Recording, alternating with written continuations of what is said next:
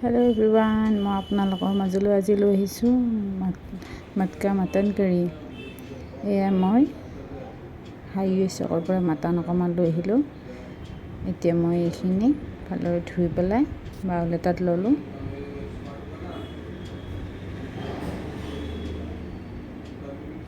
ইয়াত মই এতিয়া হালধি গুড়ি, নিমখ, এয়া ধনিয়া গুড়ি এই ধৰণে দি পিঁয়াজ দিলোঁ অকণমান,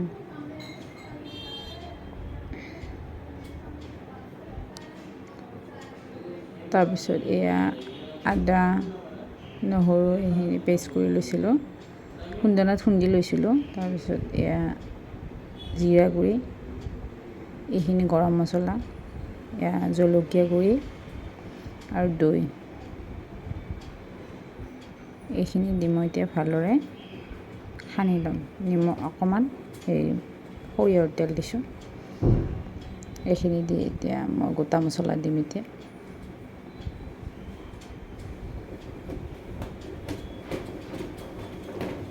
মই ডাঙৰ ইলাচি, সৰু ইলাচি, লং, দালচেনি এইখিনি দি আকৌ ভালদৰে লৰাই ল'ম।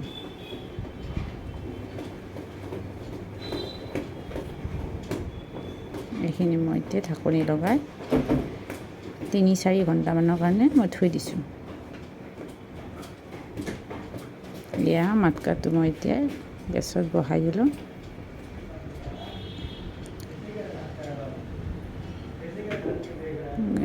তেলখিনি গৰম হোৱাত মই এতিয়া আকৌ গোটা গৰম মছলা দি দিলোঁ।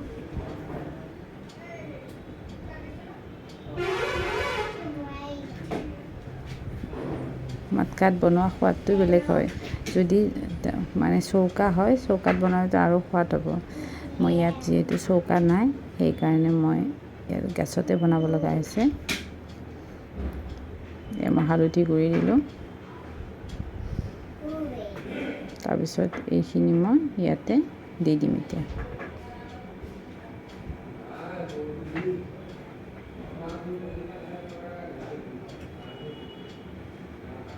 এইখিনি দি মই এতিয়া ভালদৰে লৰাই, মই বেলেগ মছলা এইবিলাক গোটেই যিহেতু আগতীয়াকৈ দিয়া আছিলে, সেইকাৰণে এতিয়া মই একো মছলা ব্যৱহাৰ কৰা নাই। আগতে গোটেইখিনি দিয়া আছে, নিমখ হালধি যিমান মছলা লাগে, মা মছলা গোটেইখিনি দিছোঁ যিহেতু। এতিয়া মই ভালদৰে ঢাকনি লগাই সিজিব দিম।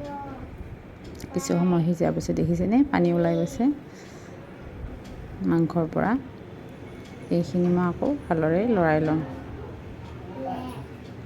ভালদৰে লৰাই আকৌ ঢাকনি লগাই সিজাম।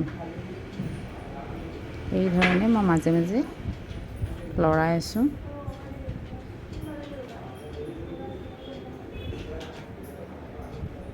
মোৰ মাটকাটো অকণমান সৰু মানে চাইজৰ, সেইকাৰণে অকণমান দিগদাৰ হৈছে। মাংসৰ পৰিমাণ হিচাপত মাটকাটো অকণমান সৰু হৈছে। মই আধা কিলো মাংস ব্যৱহাৰ কৰিছোঁ ইয়াত।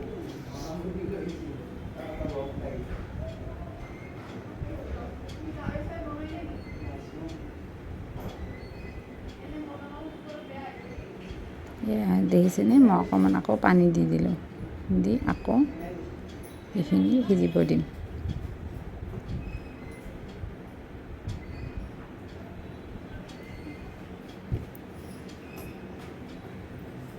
আকৌ মই এতিয়া ঢাকনি লগাই দিলোঁ।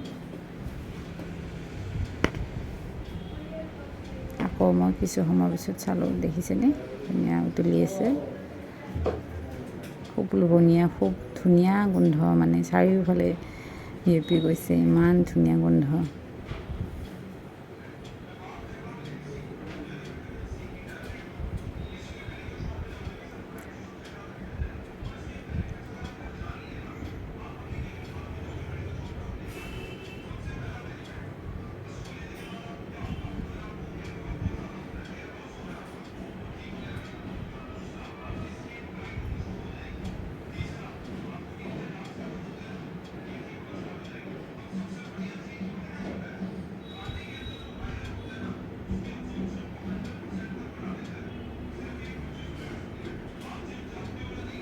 এইখিনি এই ধৰণে আকৌ পানী অকণমান দি সিজাই ল'ম ভালদৰে। যিহেতু মাংসটো টাইট হয়, মেৰিনেট কৰি থৈ দিছোঁ যদিও মাংসটো টাইট আছিলে, সেইকাৰণে মই এই ধৰণে মাজে মাজে আকৌ লৰাই আছোঁ।